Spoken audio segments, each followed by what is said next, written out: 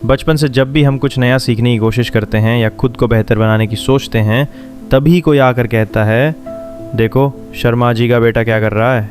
ये लाइन बाहर से मजाक लगती है, लेकिन असल में ये हर बार आपके अंदर एक बात बैठा देती है कि तुम तब तक ठीक नहीं हो जब तक तुम किसी और जैसे नहीं बनते। सोचो, आपने पहली बार कोई कविता लिखी या क्रिकेट में अच्छा खेला या कोई ऐप बनाया, लेकिन कोई आकर बोलता है, अच्छा है लेकिन शर्मा जी का बेटा तो, और बस वहीं से शुरू होती है तुलना की वो दौड़ जो कभी ख़त्म नहीं होती। ये तुलना एक बार भी आपको सेलिब्रेट नहीं करती, ये सिर्फ ये बताती है कि कोई और तुमसे आगे है। और दिक्कत ये नहीं है कि कोई आगे है, दिक्कत ये है कि वो कोई आपकी मेहनत, आपके सफ़र और आपके संघर्ष को इररेलेवेंट बना देता है। हम एक ऐसे समाज में पले बड़े हैं जहाँ बच्चे का रिपोर्ट कार्ड उसकी पर्सनैलिटी से ज़्यादा बड़ा प्रमाण पत्र माना जाता है, जहाँ अचीवमेंट्स की तुलना पैशन से नहीं परसेंटेज से होती है, और जहाँ सफलता की परिभाषा तुम्हारी खुशियों से नहीं तुम्हारे कंपैरिजन से निकाली जाती है। और ये सोच इतनी गहराई तक गई है कि अब खुद बच्चा भी अपने आप को दूसरों के नज़रिए से देखने लगा है। मैं टॉपर्स में नहीं हूँ, मेरे पास कार नहीं है, मैं उसका जैसा नहीं दिखता। और धीरे धीरे हमारी असली पहचान, हमारी ओरिजिनलिटी उसी शर्मा जी के बेटे के प्रोफाइल पिक्चर के पीछे छुप जाती है। हमें कभी सिखाया ही नहीं गया कि कंपैरिजन आपकी ग्रोथ के लिए होनी चाहिए, ना कि आपकी वर्थ साबित करने के लिए। और यही वजह है कि आजकल हर दूसरा बच्चा एंग्जाइटी, सेल्फ डाउट और आइडेंटिटी कन्फ्यूजन से जूझ रहा है। वो जान ही नहीं पा रहा कि वो खुद कौन है, क्योंकि हर कोई उसे कोई और बनने की सलाह दे रहा है। और सबसे ज़्यादा अफसोस की बात यह है कि वो शर्मा जी का बेटा भी कहीं किसी और से कंपेयर किया जा रहा होता है। यानी इस कंपैरिजन की रेस में हर कोई हारा हुआ है, बस किसी को दिखता नहीं। इसलिए अगली बार जब आप किसी बच्चे को, दोस्त को या खुद को ही किसी और से कंपेयर करें, तो ज़रा सोचिए कि आप उसे बेटर बना रहे हो या उसकी खुद की सोच को ही डिलीट कर रहे हो। आप सोचो ज़रा, आप कॉलेज में हो या काम कर रहे हो या फिर खुद का कुछ करने की कोशिश में हो, लेकिन हर स्टेज पर आपको लगता है कि आप पीछे चल रहे हो। क्यों?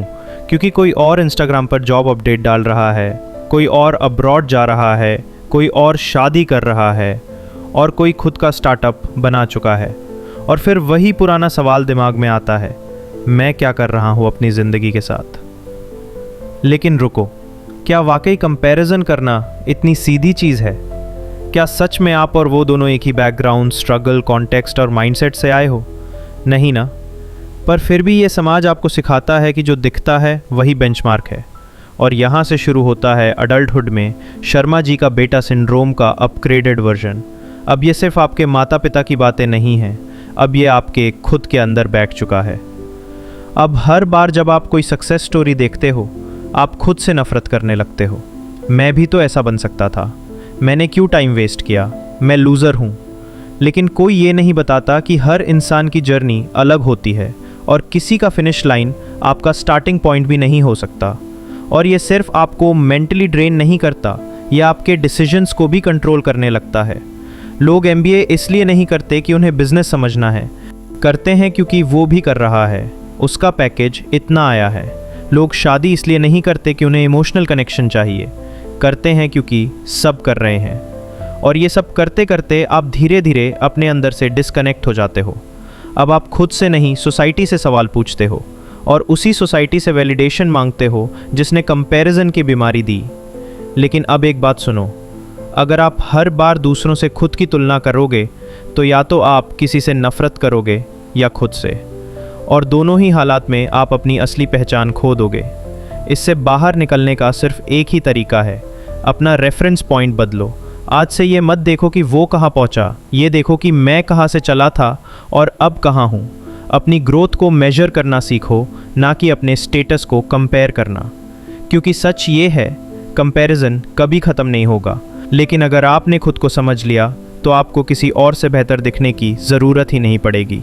और तब जाकर आप शायद सच में वो बन पाओगे जो शर्मा जी का बेटा कभी नहीं बन पाया, एक आज़ाद इंसान।